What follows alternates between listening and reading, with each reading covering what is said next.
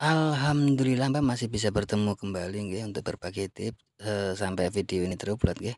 Bismillahirrahmanirrahim. Sebelumnya assalamualaikum warahmatullahi wabarakatuh, salam sejahtera dan salam rahayu nggih Mbah. Gimana kabarnya Mbah? Harapan semua senantiasa diberi sehat, murah rezeki, panjang umur, awet momong anak putu nggih Mbah. Dan buat Mbah semua yang mungkin lagi menjalankan rutinitas hari ini mudah-mudahan berjalan dengan lancar nggih, dan mungkin ada yang lagi sakit. Harapan saya mudah-mudahan lekas sembuh dan bisa berkumpul kembali dengan keluarga dan bisa menjalankan rutinitas yang mungkin tertunda ya Mbah. Amin amin ya robbal alamin. Di hadapan saya ini ada Samsung A7 2016 Mbak ya, yang mana kasusnya yaitu bisa dilihat di cas ada gambar jas, kadang ada kadang tidak Mbak, itu Mbak, karena layarnya itu kadang tampil kadang tidak, tapi setelah tampil apa Mbak ya, ngeblur begitu loh Mbak. Yang jelas habis jatuh Mbak ya, dan ada ada sedikit yang retak begitu, untuk handphonenya mengalami keretakan Mbak. Oke Mbak, kita lakukan yaitu pergantian layar, dan ini baterai agak sedikit bengkak tapi masih tahan, tapi agak sedikit bengkak Mbak ya. Oke Mbak, kita eksekusi untuk handphonenya Mbak. Kita buka terlebih dahulu ya. Sambil lalu Mbak nggih, untuk sahabat dan Mbak semua yang ingin berlangganan gratis untuk video-video terbaru atau tips-tips terbaru dari saya, monggo dinyalakan tombol atau tanda lonceng. Tapi ingat Mbak, tombol itu tidak akan nongol kalau belum subscribe Mbak. Jadi harus subscribe ke depan supaya kalau ada video atau tips terbaru nongol di pemberitahuan Mbak. Nggak usah di like Mbak, nggak usah di like. Cukup komentar jika ada yang mau ditanyakan, dan bagikan sekiranya video ada manfaatnya Mbak. Oke Mbak, kita coba buka dulu yang tutup belakang. Hati-hati Mbak, untuk tutup belakang ini mudah pecah ya, jadi hati-hati jangan sampai terlalu dipaksakan, karena nanti bisa memicu ke retak, dan nah bisa dilembas seperti berikan Mbak ya, sedikit diberikan cairan thinner supaya mudah lepas Mbak ya. Oke Mbak, dilanjut dengan melepas bautnya Mbak ya. Pelan-pelan Mbak, banyak sekali bautnya soalnya nih Mbak. Wow. Jadi video sedikit mohon maaf, video sedikit saya percepat Mbak ya, untuk mengurangi durasi.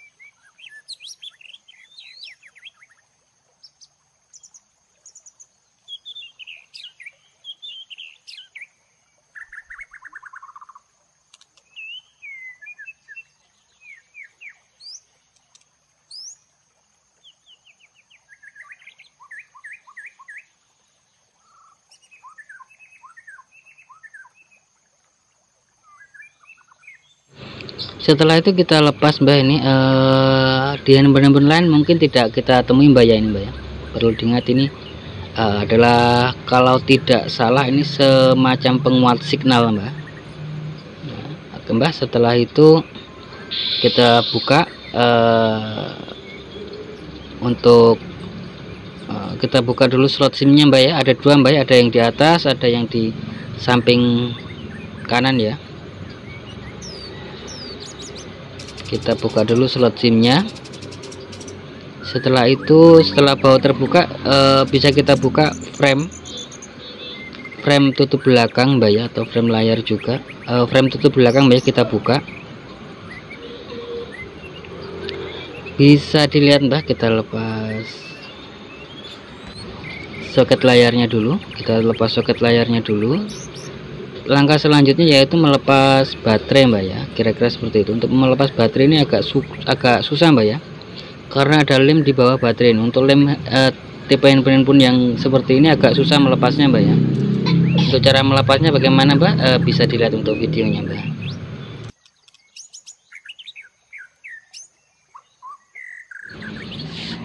Oke Mbak, untuk pelepasan baterai ini baterai sedikit agak masih tahan Mbak, masih tahan, baterai ini masih tahan lama tapi sedikit kembung. Nanti untuk mengakalinya saya kasih bocoran Mbak ya. Kita buka terlebih dahulu, agak susah Mbak, agak susah, jangan sampai meledak ya waktu melakukan pembongkaran baterai, karena kalau terjadi short bisa bahaya Mbak ya. Kita buka perlahan, kita cungkil, kita berikan cairan, kita pakai seperti bahan yang dari plastik tipis, serambi kita taruh cairan thinner Mbak ya, supaya bisa menyusup ke dalam dan bisa melepas. Oke Mbak, sudah terbuka ya untuk baterainya. Jadi begini, untuk baterainya bisa dilihat Mbak ya, untuk mAh nya 3300 mAh ya, 3300 mAh untuk sekilas info. Oke Mbak, kita lanjut dengan pembongkaran layar Mbak ya. Kita lanjut dengan pembongkaran layar seperti biasa Mbak ya, pakai kain, air, dan setrika ya. Di sini video saya percepat 3 kali lipat Mbak, supaya untuk mengurangi durasi Mbak ya, karena di sini sempat pas waktu buka itu ada tamu juga, jadi agak sedikit tertunda, jadi harus perlu 2 kali proses karena sempat dingin Mbak ya. Di sini kita coba buka, susah, dan sambil lalu Mbak ya, tadi kan sempat saya bilang baterainya agak sedikit apa Mbak ya, bengkak begitu loh Mbak, tapi masih tahan Mbak, masih tahan lama. Agak sedikit bengkak tapi masih tahan lama. Untuk solusinya bagaimana Mbak? Untuk solusinya mengatasi yang seperti itu, dalam artian baterai masih tahan lama Mbak ya, kalau sudah cepat lowbat ya mending tidak usah Mbak, kira-kira seperti itu. Untuk solusinya untuk baterai ini Mbak, saya taruh di kantong plastik, kita tutup, terus kita taruh di kulkas. Ini nanti kita lihat hasilnya Mbak ya. Oke Mbak, agak susah, jadi saya buka dulu untuk anti goresnya. Jadi begini Mbak, untuk mengatasi baterai yang sedikit bengkak, dalam arti masih tahan Mbak ya, masih tahan lama, itu bisa mengakali dengan ditaruh di kulkas mungkin 1 hari 1 malam begitu Mbak ya, tapi dibungkus plastik Mbak ya, dibungkus plastik, ditaruh kulkas 1 hari 1 malam, itu insya Allah kempes Mbak. Karena setelah saya tes kempes Mbak ya, baterai kempes, setelah saya tes baterai kempes dan dipakai pun masih tahan lama, kira-kira seperti itu Mbak. Oke Mbak, kita buka. Agak susah Mbak ya, agak susah Mbak ya, ini sebenarnya bisa main kasar Mbak, cuman takut nanti malah luka tulangnya, jadi kita pelan-pelan saja. Dan perlu diingat Mbak, di bagian bawah itu hati-hati, di bagian bawah itu harus berhati-hati. Karena apa? Karena di bagian bawah itu ada sensor. Di sini mungkin video agak panjang Mbak ya. Di sini nanti ini akan saya pasang dengan menggunakan LCD yang KW atau yang biasa, bukan yang ori, karena yang ori itu lumayan mahal Mbak. Untuk yang biasa ya perkiraan saya tidak sebutkan harganya Mbak ya, tapi rata di daerah perkiraan ya sekitar 3,5 sampai 400-an. Itu yang KW atau yang biasa Mbak, 3,5 sampai 400. Kalau yang ori OLED, yang OLED Mbak ya, OLED itu yang tipis, karena perbedaannya yang biasa dengan yang OLED itu, OLED itu sama si bagaimana Mbak, OLED itu ori atau bukan saya tidak tahu, yang jelas dia mendekati ori, bahkan ada yang bilang ori, kira-kira seperti itu Mbak. Untuk yang OLED, untuk yang OLED dengan yang biasa itu perbedaannya kadang di segi ketebalan Mbak. Dari segi ketebalan LCD itu agak sedikit tebal kalau untuk yang biasa. Untuk yang mohon maaf, untuk video ini mungkin sedikit agak panjang Mbak ya, saya coba terangkan.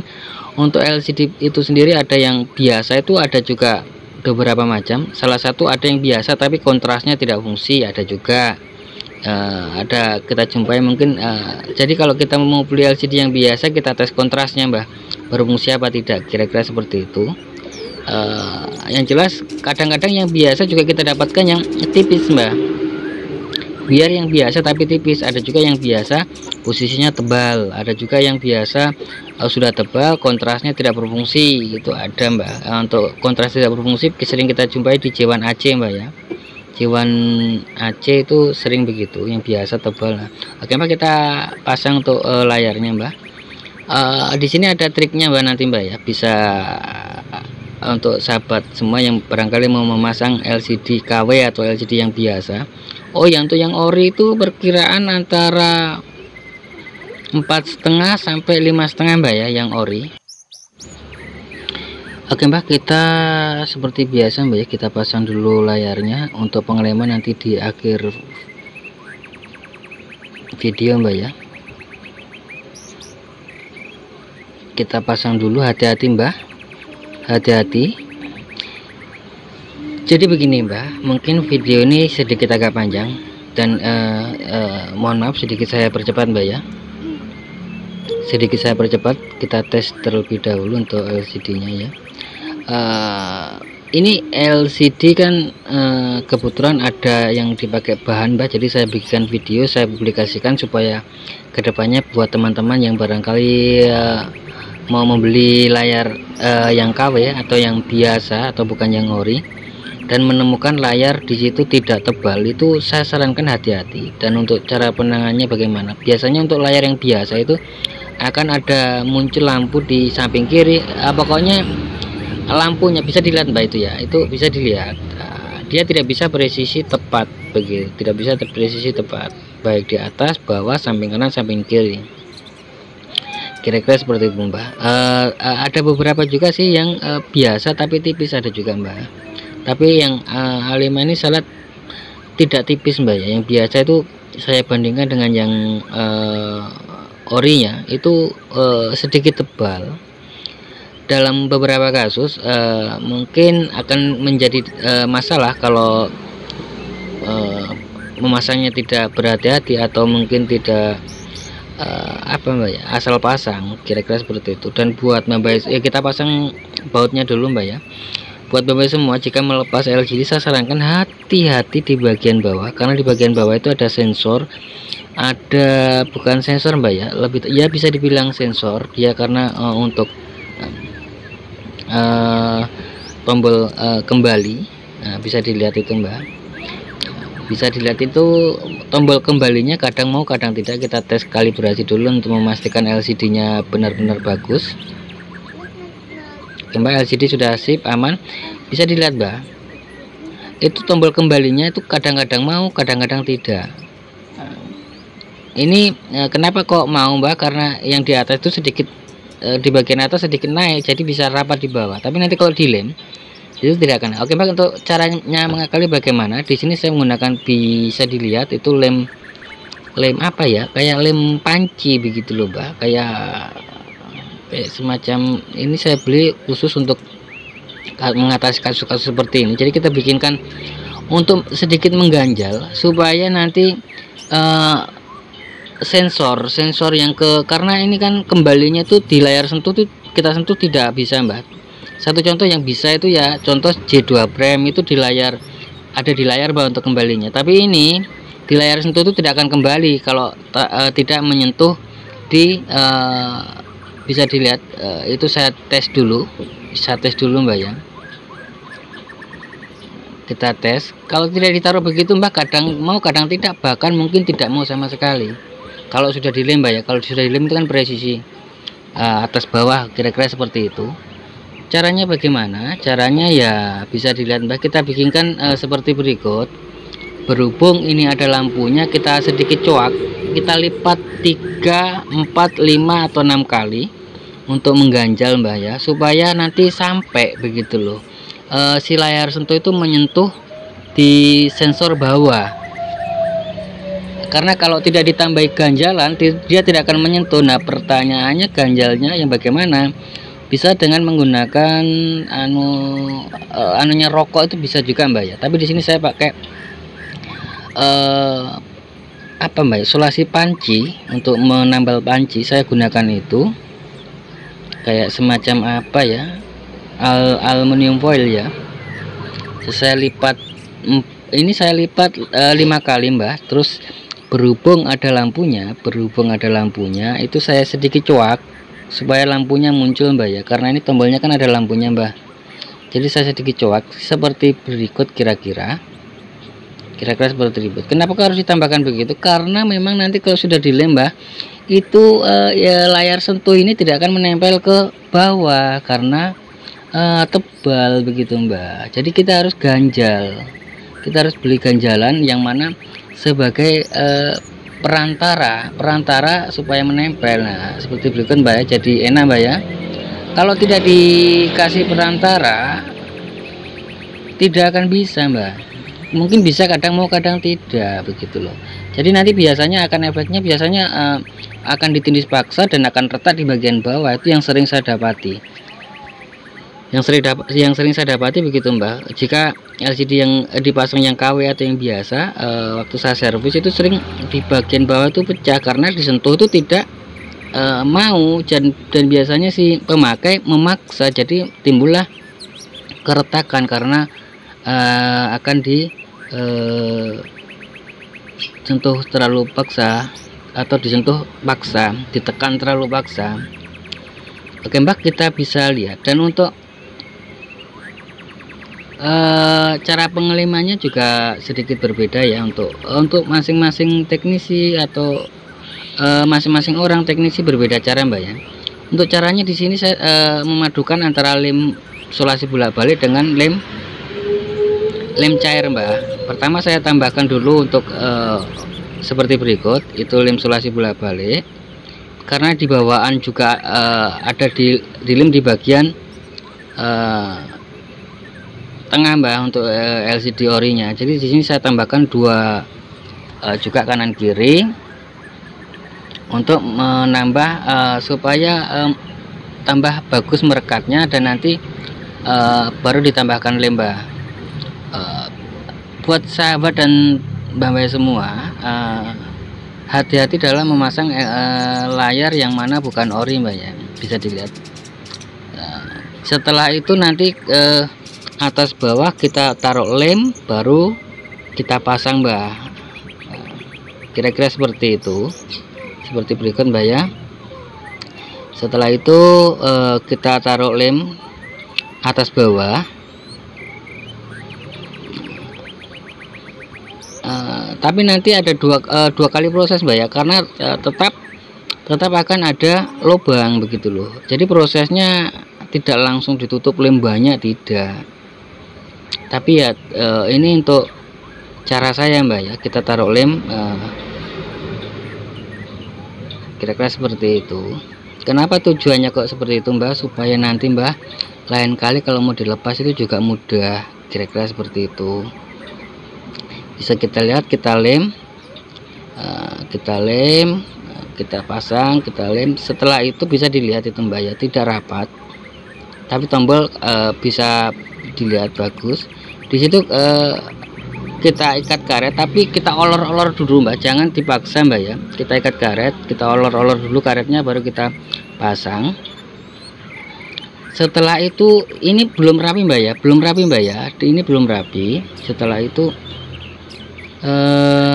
kita biarkan dulu mungkin setengah atau 1 jam atau 2 jam. Ini yang jelas belum rapi Mbak, belum rapi. Di bagian atas itu masih sedikit terbuka, tapi biarkanlah dulu.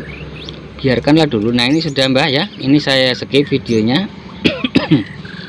Untuk langkah kedua yaitu menambahkan lem, yang mana di situ bisa dilihat itu lampunya kan kelihatan Mbak. Kita tambahkan lem di situ, kita tambahkan selagi masih cair, kita lap pakai tangan Mbak, supaya nah seperti itu, supaya apa Mbak, supaya rapi dilihat dan lampunya tidak tertutup Mbak, kira-kira seperti itu.